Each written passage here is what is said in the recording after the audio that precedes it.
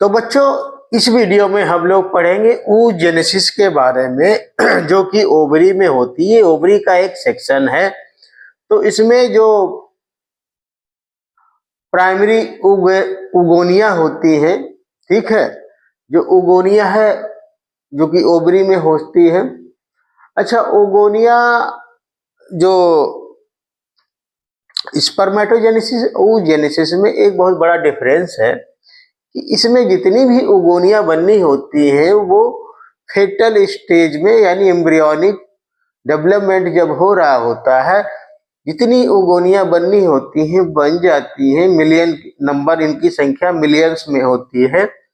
उसके बाद बर्थ होता है बेबी का, उसके बाद जो है इनमें कोई भी उगोनिया नई नहीं बनती है और बर्थ से लेके पवर्टी स्टेज के बीच बहुत सारी ओगोनिया डिजनरेट हो जाती हैं और जो बची हुई मात्रा होती है वो लगभग 60,000 से लेके यानी 60,000 से लेके 80,000 के बीच में जो ओगोनिया जो है रिमेन रह जाती है प्रत्येक ओवरी में 60,000 से 80,000 तक की उगोनिया बची हुई रह जाती है, बाकी सब डिजनरेट हो जाती हैं।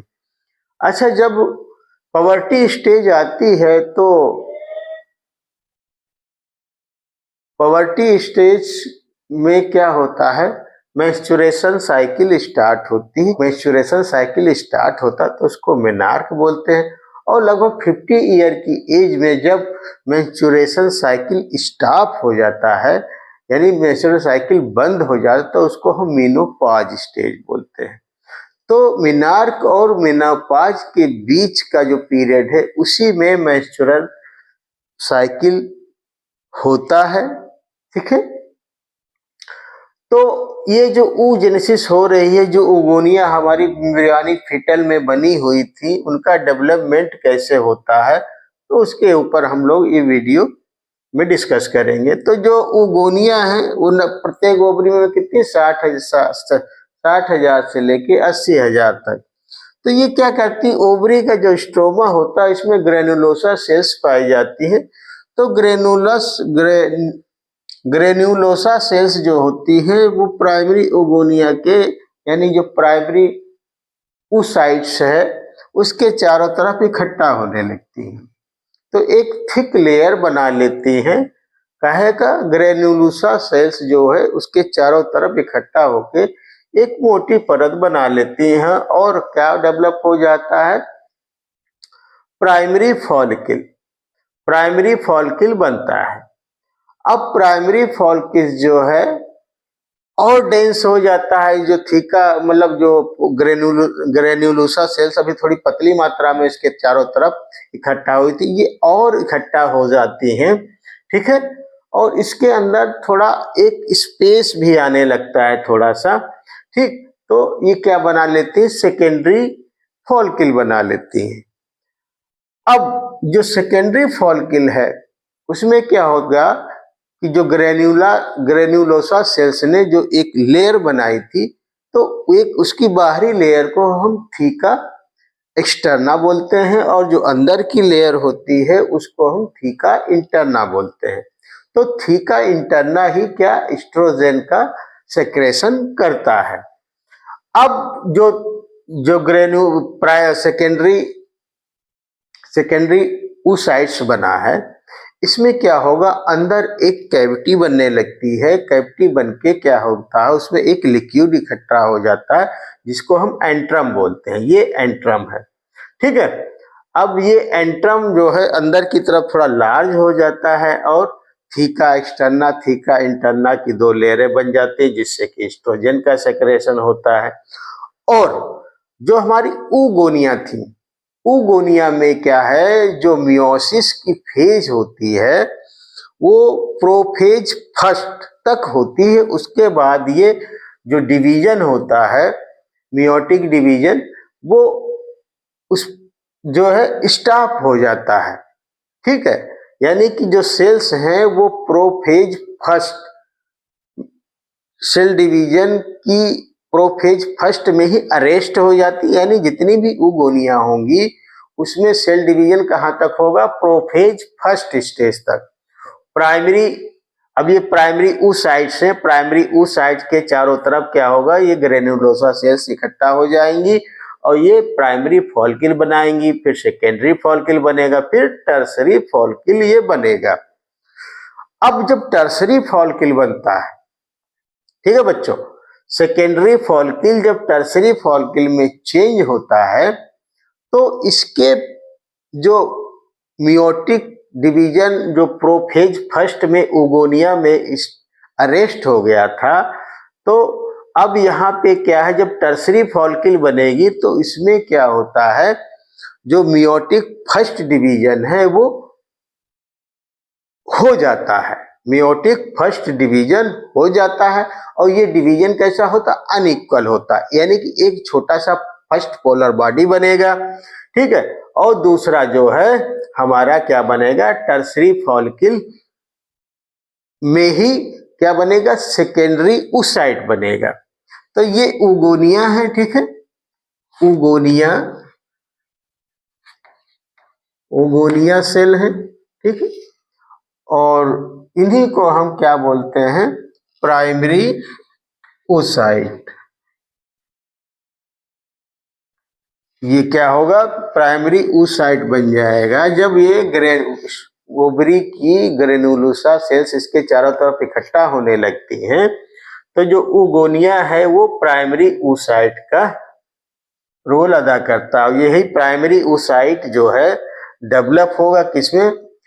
प्राइमरी फॉलिकल्स में, सेकेंडरी फॉलिकल में, और उसके बाद मियोसिस की फर्स्ट डिवीजन कंप्लीट हो जाएगी और फर्स्ट पोलर एक छोटा सा पोलर बॉडी बनेगा और दूसरा सेकेंडरी oocyte लार्ज बनेगा। और पोलर बॉडी क्या है? उसी में अटैच होती है और बाद में डीजनरेट हो जाती है, ठीक है। तो ये जो टर्सरी फॉलिकल बना, अब ये टर्सरी फॉलिकल क्या करेगा? ये अपने चारों तरफ और ज्यादा मात्रा में न्यूट्रिएंट को, इसका जो साइटोप्लाज्म है बहुत ज्यादा मात्रा में न्यूट्रिएंट इकट्ठा कर लेता है और ये डेवलप होके एक मैच्योर ग्राफियन फॉलिकल बन जाती है, ठीक है। जब ये मैच्योर ग्राफियन फॉलिकल बन गई, अब बच्चों यही चीज है कि जो ये प्राइमरी oocyte है और उसके बाद जब फर्स्ट मियोटिक डिवीजन बन गई और क्या बन गया? सेकेंडरी oocyte बन गया। यानी कि जब सेकेंडरी फॉलिकल जब सेकेंडरी फॉलिकल टर्सरी फॉलिकल बनाएगा तो उसी बीच में मियोटिक की फर्स्ट डिवीजन हो जाती है, यानी सेकेंडरी oocyte कैसा होगा? हैप्लॉइड होगा, ठीक है। और ये जो प्राइमरी oocyte है इसमें क्या हो? ये डिप्लॉइड नेचर में रहता है, ठीक है, क्योंकि इसमें मियोसिस की फर्स्ट डिवीजन जो होती है प्रोफेज फर्स्ट में अरेस्ट रहती है। कंप्लीट कब होती है? जब ये सेकेंडरी oocyte बनता है, यानी कि सेकेंडरी फॉलिकल से जब टर्सरी फॉलिकल बनता है डेवलप होके, इसी बीच में मियोसिस की फर्स्ट डिवीजन कंप्लीट हो जाती है, जो कि अनइक्वल होती है। फर्स्ट पोलर बॉडी बनाता है, दूसरा सेकेंडरी oocyte। अब ये सेकेंडरी oocyte जो कि टर्सरी फॉलिकल के अंदर है, अपने साइटोप्लाज्म बहुत सारा न्यूट्रिएंट इकट्ठा करेगा और एक मैच्योर ग्राफियन फॉलिकल में चेंज हो जाएगा। और जब मेंस्ट्रुअल साइकिल का 14th डेज होता है, जो 14वां दिन होता है, उस दिन क्या होगा? ल्यूटिनाइजिंग हार्मोन्स के सच इंड्यूस रप्चरिंग होगी इसकी, यानी कि काफी ज्यादा मात्रा में ल्यूटिनाइजिंग हार्मोन सेक्रेट होता है, उसी से क्या होगा? ओव्यूलेशन इंड्यूस होता है और इससे ग्राफियन फॉलिकल से क्या होता है? ओवम रिलीज हो जाता है और जो बचा हुआ पार्ट होता है बच्चों, ये क्या होता है? कार्पस ल्यूटियम के रूप में ये डेवलप हो जाता है। अगर फर्टिलाइजेशन हो गया तो ये प्रोजेस्टेरॉन का सेक्रेशन करता रहता है लगातार कंटिन्यू। नहीं तो अगर फर्टिलाइजेशन नहीं होता है, टेक प्लेस नहीं होता है, तो क्या होगा? ये कार्पस ल्यूटियम डीजनरेट हो जाती है और प्रोजेस्टेरॉन का सेक्रेशन बंद हो जाता है। अच्छा, प्रोजेस्टेरॉन का सेक्रेशन जो कार्पस ल्यूटियम से होता है वो जो है प्रेगनेंसी के कई इवेंट में प्ले रोल अदा करता है, ठीक है। तो प्रोजेस्टेरॉन का सेक्रेशन कार्पस ल्यूटियम से होता है और जो एस्ट्रोजन का सेक्रेशन है वो जो थीका इंटरना बनती है, ये ग्रेनुलोसा सेल्स इकट्ठा होकर जो एक थीका एक्सटर्ना और थीका इंटरना बनाती है, तो थीका इंटरना से एस्ट्रोजन का सेक्रेशन हो। तो बच्चों तुम्हें ध्यान रखने की बात यह है कि जब सेकेंडरी फॉलिकल जब टर्सरी फॉलिकल में चेंज होता है तो मियोसिस की फर्स्ट डिवीजन कंप्लीट होती है, जो कि यानी इक्वल होती है, और फर्स्ट पोलर एक छोटा सा फर्स्ट पोलर बॉडी बनता है जो कि इसी के साथ में अटैच रखता है, और एक बड़ी सी सेल्स बनती है जिसको हम क्या बोलते हैं, सेकेंडरी oocyte। तो जो सेकेंडरी टर्सरी फॉलिकल में क्या होगा, सेकेंडरी oocyte होगा, और यहां से लेके यानी कि ओगोनिया, और ये प्राइमरी oocyte है। जब इसके अंदर ग्रेनुलोसा सेल्स इकट्ठा होने लगी और इसकी ग्रोथ बढ़ती है तो ये क्या है, यहाँ तक प्राइमरी oocyte है, यानी कि सेकेंडरी फॉलिकल तक इसमें प्राइमरी oocyte होता है। ठीक है, उसके बाद सेकेंडरी फॉलिकल से जब टर्सरी फॉलिकल बनता है तभी मियोसिस की फर्स्ट डिवीजन होती है, और ये हैप्लॉइड नेचर में होता है।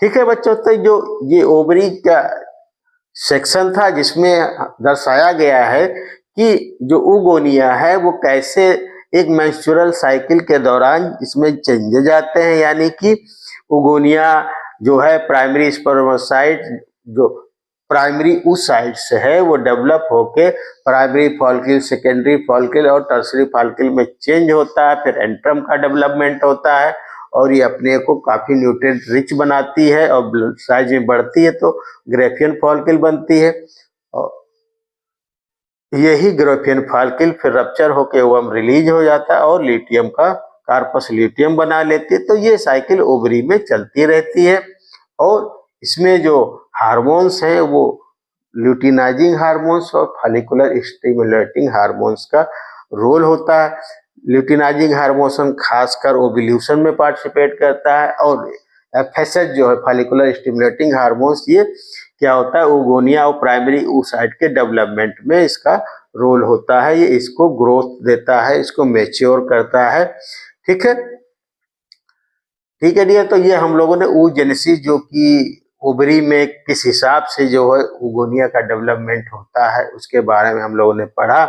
और बच्चों ये इसमें जो 2-3 पॉइंट हैं वो आपको ध्यान रखना है कि जब सेकेंडरी फॉलिकल से जब टर्सरी फॉलिकल होगी तो इसी के बीच में मियोसिस की फर्स्ट डिवीजन कंप्लीट होती है और सेकेंडरी स्पर्मेटोसाइट और सेकेंडरी oocyte बनता है। सेकेंडरी oocyte हैप्लॉइड नेचर में होगा और प्राइमरी oocyte डिप्लॉइड नेचर में होगा। उसके बाद अपने आप को ये मैच्योर करके ज्यादा मात्रा में न्यूट्रिएंट इकट्ठा करके ग्रेफियन फॉलिकल में चेंज हो जाता है, ओवम रिलीज होता है, और बचा हुआ जो ग्रेफियन फॉलिकल का पार्ट है वो कार्पस ल्यूटियम बना लेता है, और कार्पस ल्यूटियम क्या प्रोजेस्टेरॉन का सेक्रेशन करता है, और अगर फर्टिलाइजेशन नहीं होता तो ये कार्पस ल्यूटियम डिजेनरेट हो जाता है। तो बच्चों ये एग्जाम के पर्पस से काफी इंपॉर्टेंट टॉपिक है, तो इसको जो है आप लोग सही से पढ़े, इसको याद रखें। ठीक है, और ये नीट के लिए प्लस जो है इंटर के लिए, दोनों के लिए काफी इंपॉर्टेंट है। ठीक है, इसमें 2-3 पॉइंट है उनको आपको याद रखना होगा। और ये वीडियो अगर अच्छा लगा हो तो आप लोग लाइक करें, इसको चैनल को सब्सक्राइब करें और शेयर करना ना भूलें वीडियो को, ताकि आप लोग और आपके दोस्त लोग अच्छी स्कोरिंग कर सकें हर एक एग्जाम में।